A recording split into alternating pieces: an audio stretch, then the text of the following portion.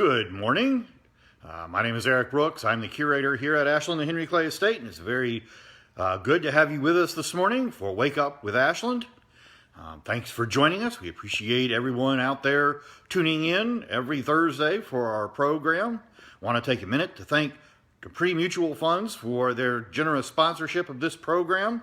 It's been a great pleasure to bring it to you over the last several months and to be able to continue to do that. So we are very appreciative of their support of this program and allowing us to continue to bring you interesting stories from the collection and around the estate. So thank you for that. If you have not yet done so, we invite you to come out and visit the estate. We are reopened. We are conducting tours daily. All of the information on that can be found on our website, including a button through which you can purchase tickets. So we invite you to come out and do that. Hope that you'll be able to spend some time with us, explore the story. So hope that we'll see you here at Ashland soon.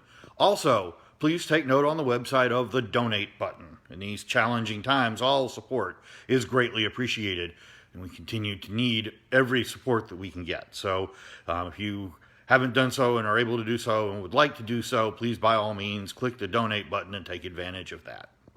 Those things said, we can get into today's topic.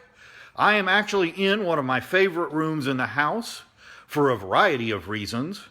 That room is the library. It's a little dark in here in the mornings. Kind of pan around the library. And you can see that we have 3 bookcases in the library full of books.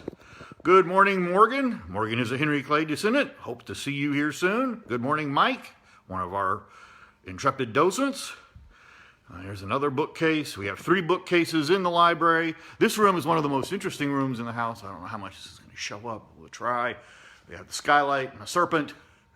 So a lot of interesting architectural detail. We think James reproduced a space in his father's home with this. Now, he didn't use the original materials or copy it exactly. This woodwork is all black and white walnut. And Henry Clay would not have used that. Nonetheless, we think this is a copied space. The bookcases may or may not be the ones that James installed. We have newspaper accounts of the wedding of Nanette McDowell, Henry Clay's great-granddaughter, in 1892.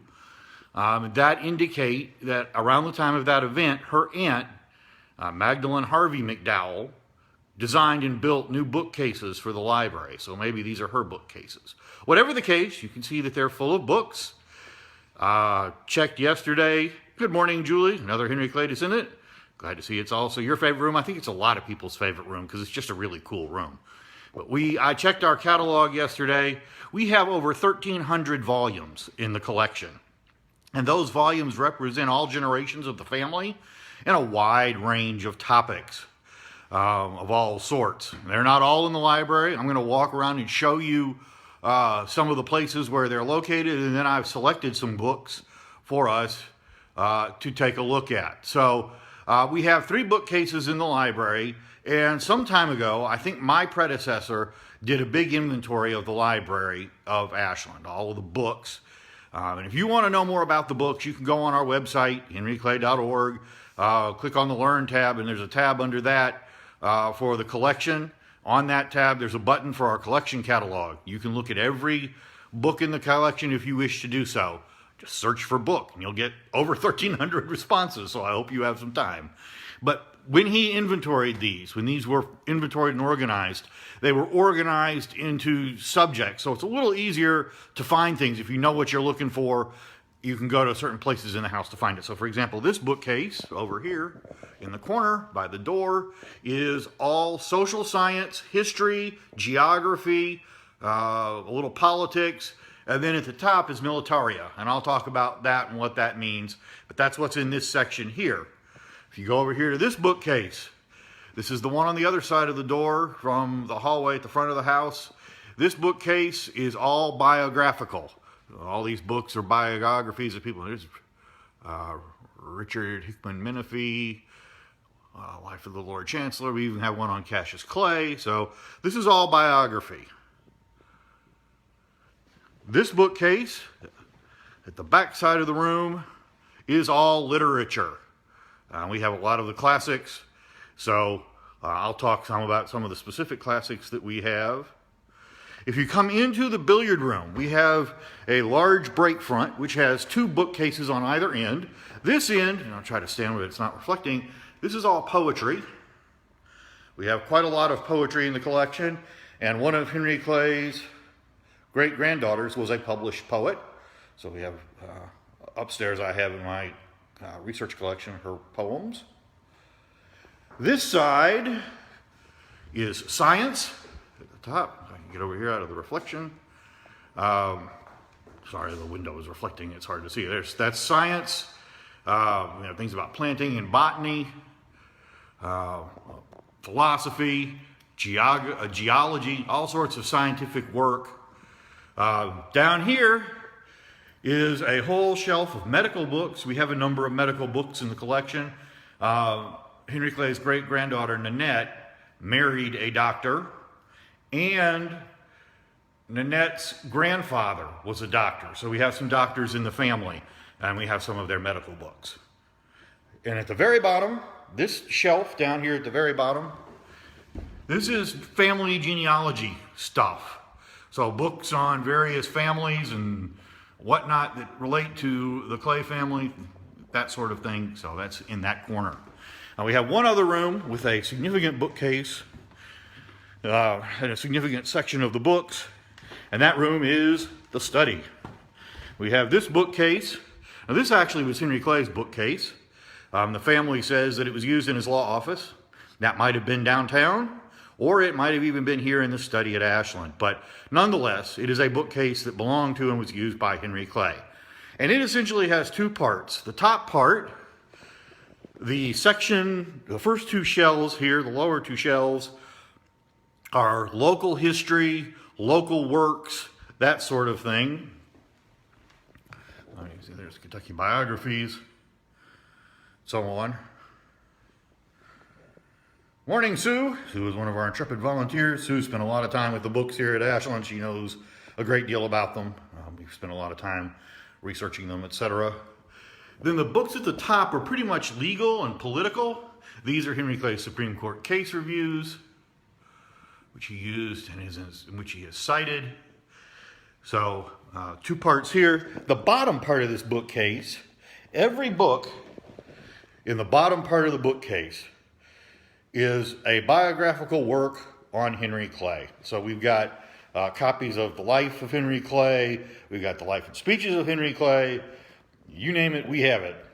So it's a pretty complete collection of those. I have more upstairs in my office in my research library, but that's most of the historic ones on Henry Clay. So you can see we have a lot of books. We have a lot more books upstairs in storage. We can't display all of our books because there are just a whole lot of them. So we do have some in storage, but we have an awful lot of books. In fact, in terms of numbers in the collection, we have more books than we have any other type of item in the collection. So they are a major part of this collection. So I'm going to show you some of the books that I've pulled that I think are interesting.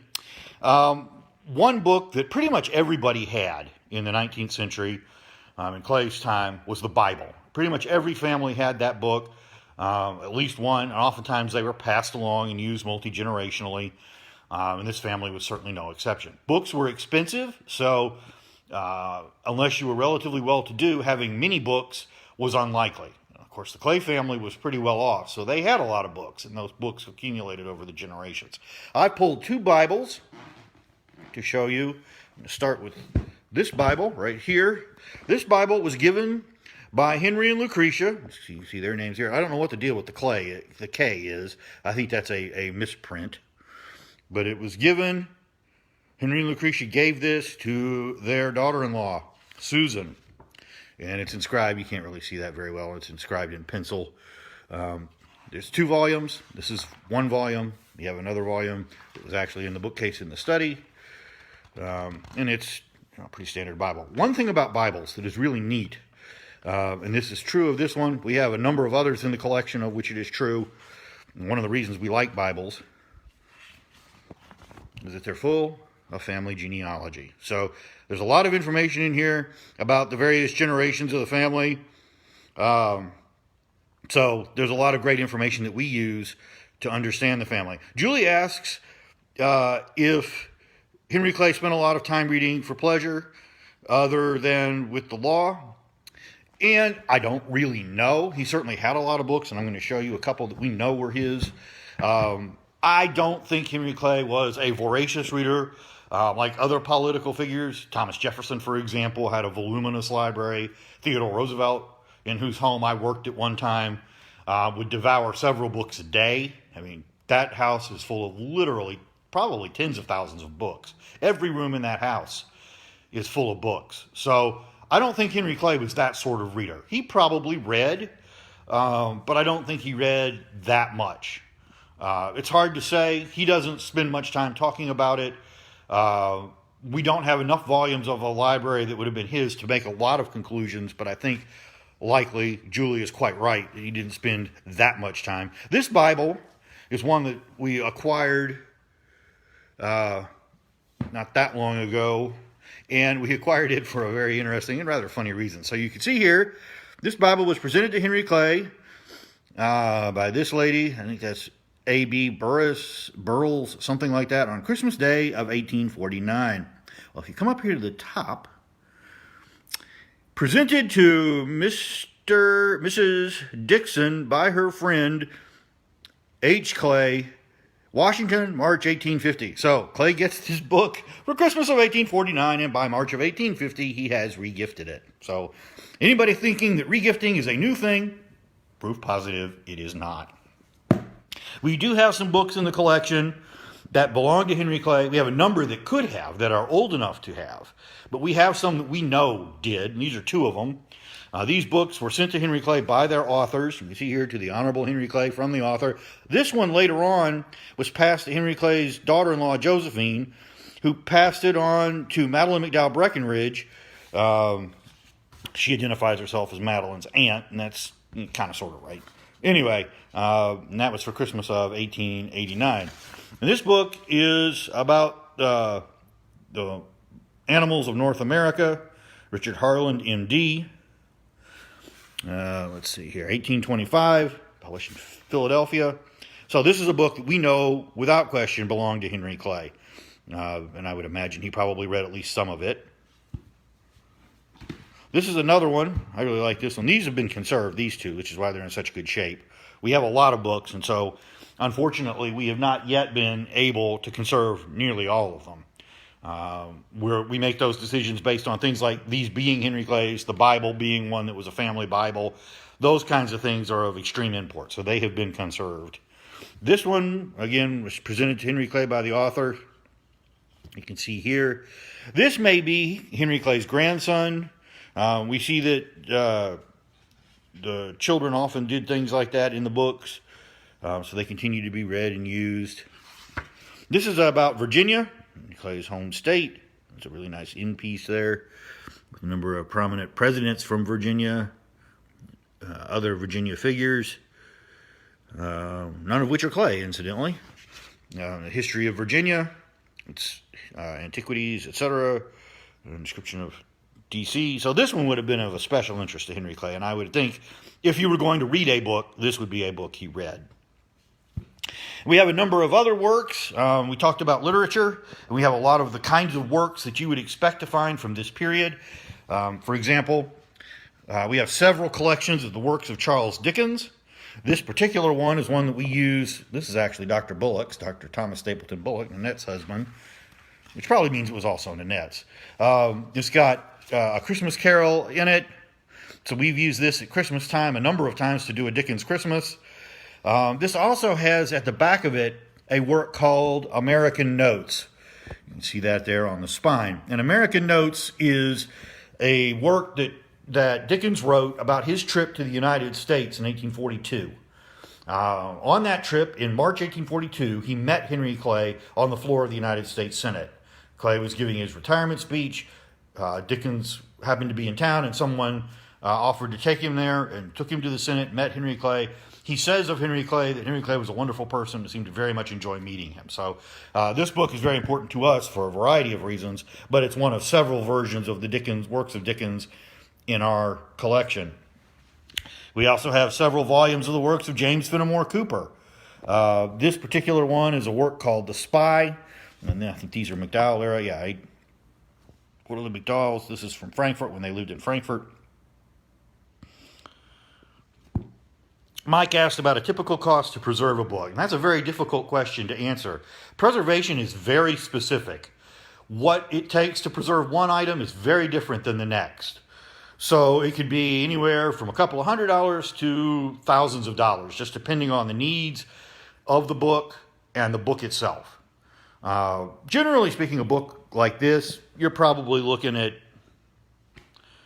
$500 maybe, I don't know. Again, depends on the condition of the book. There's what you do to preserve the cover and that sort of thing. Then there's work you can do on the inside. It just varies widely. So it's very difficult to answer that question in a way that is really meaningful because, again, it has to do with the specifics of the book.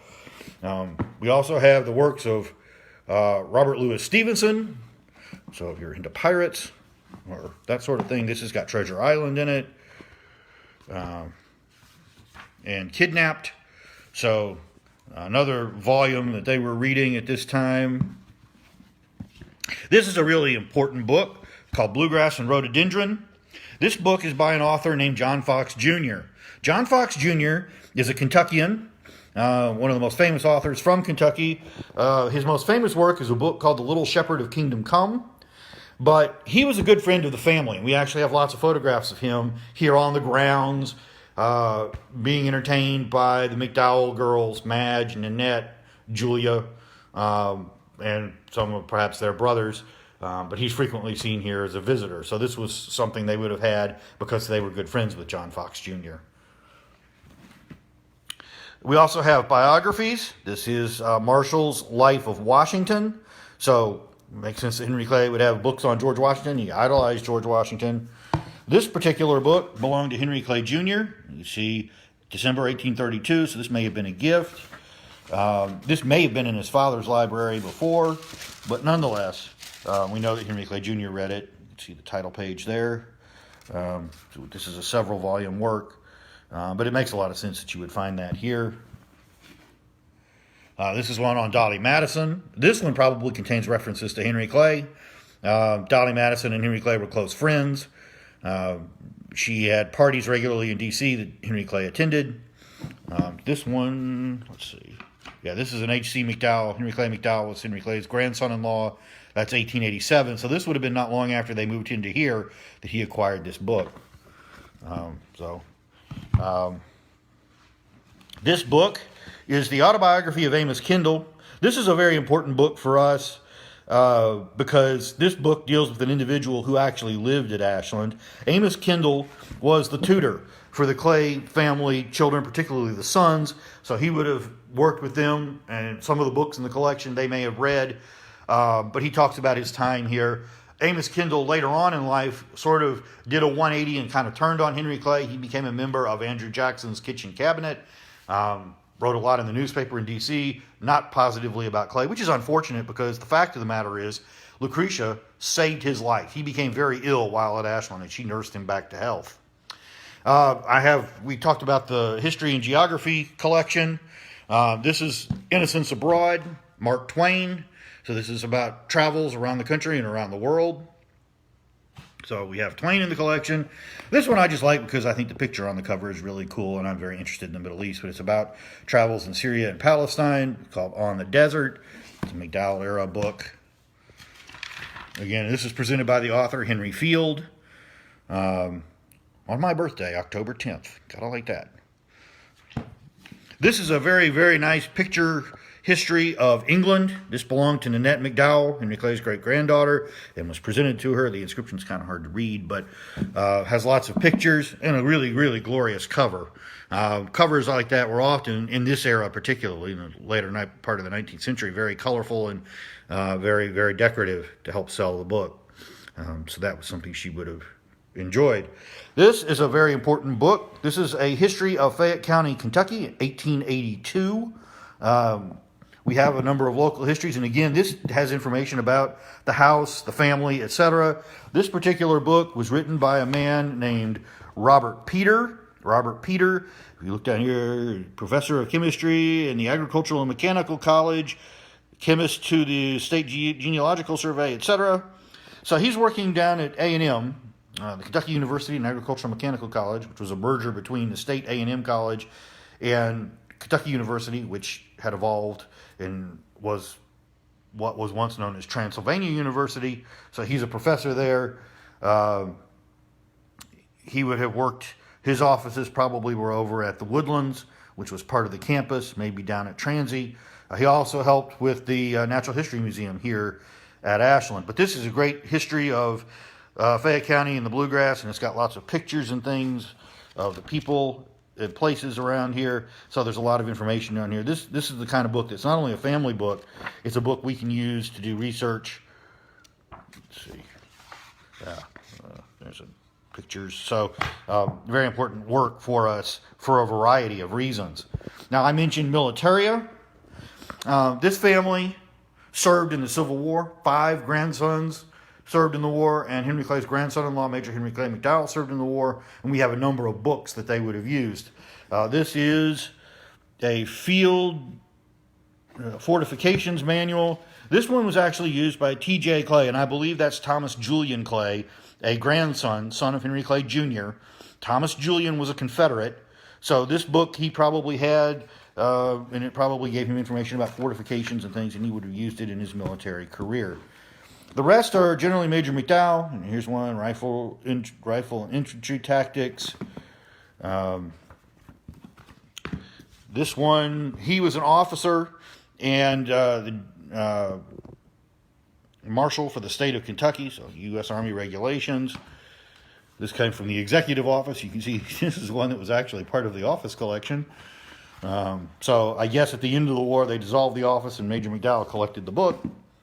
This is the Army Officer's Pocket Companion and Manual for Staff Officers in the Field. And this particular book was given to Captain H. Clay McDowell, who later became a major, by this gentleman, L.H. Rousseau. He was a general and was the commanding officer of Major McDowell. His unit was a Union unit in the war, so that came from his commanding officer. This family did read periodical works. Of course, they would have taken, Henry Clay took a number of newspapers at any given time. He might have 10 or 15 newspapers from various parts of the country to keep up with events. This is something that the family read later. This is called the Niles Weekly Register, which was sort of like a Newsweek of its day, a weekly publication. These are bound volumes of it. These ended up, at least, in the library of James B. Clay.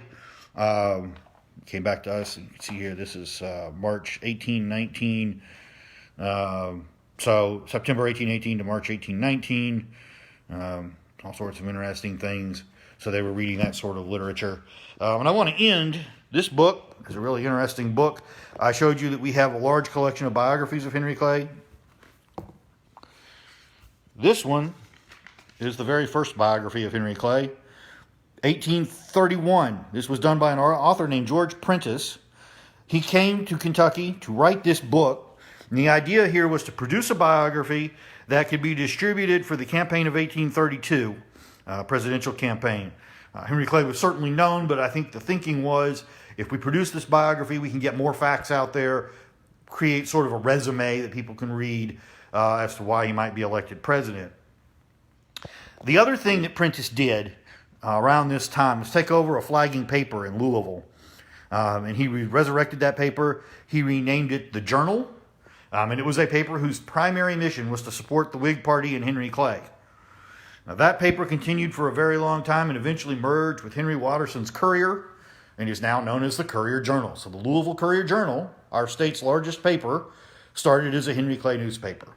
I think that's pretty cool. But this is the first biography. It's a campaign biography, so to say it's a little slanted is probably an understatement. It's definitely designed to portray Henry Clay in the most flattering terms, but it's a very interesting book. So as you can see, we have quite a lot of books in the library. These are just a few on a wide range of topics. This family was very, very well read. Covered a lot of territory. And some of these books are really, really quite interesting, and we use them in a variety of ways in our interpretation and exhibition here at Ashland.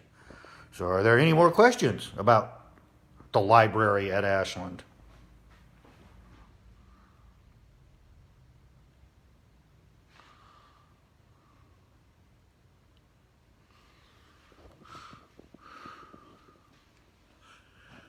Well, again, we thank you for joining us today. Look forward to seeing you at Ashland soon. And we'll see you next week when Cameron will be back with another episode of Wake Up with Ashland. Have a good day. Thank you very much.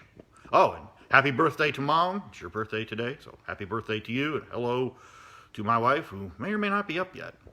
Anyway, have a good day. Thank you very much.